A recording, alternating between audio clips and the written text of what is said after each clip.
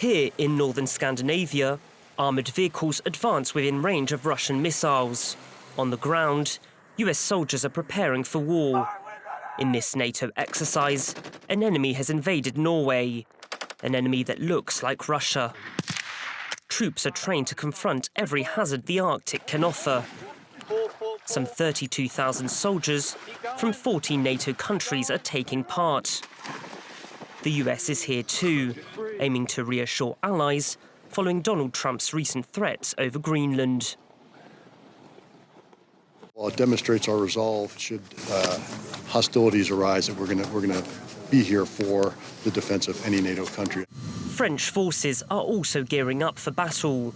The amphibious helicopter carrier Mistral is part of the operation. On deck, aircraft stand ready for takeoff.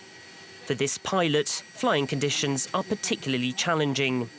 You completely lose your sense of reference in the snow. With the wind whipping it up, it's like sand blowing everywhere. With the snow, everything turns completely white. Pilots are being trained to navigate this frozen wilderness and to avoid landing on snow-covered lakes. In this exercise, French and Dutch aircraft are conducting joint operations. Their mission, to mislead the enemy and slow its advance by deploying troops on the ground. They're going to plant dummy mines to make our opponents think we're mining the ground. A risky landing in these harsh conditions. Once on the ground, the soldiers struggle to advance through the deep snow. Meanwhile, Moscow is making its presence felt.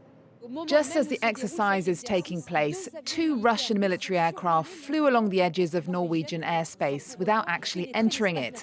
Norwegian fighter jets were deployed to observe them. The message is clear. Everyone is watching each other.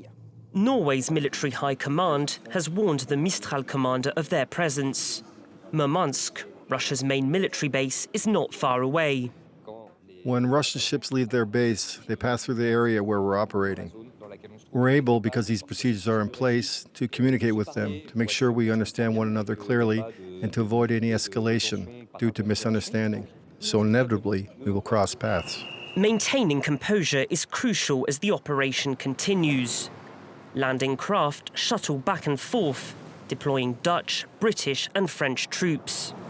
Each soldier carries 50 kilos of equipment, enough to fight and survive in temperatures of -20 degrees. To reach the beach, it's a 3-hour journey in a barge. Then at 1 in the morning, troops begin to secure the area. My last deployment was in Djibouti, so I'm more used to the heat than the cold. It's fine when we're on the move, but standing still, that's when it gets difficult. Contact is established between Allied forces. Communication is conducted exclusively in English. After 36 hours on the ground, troops return to the ship.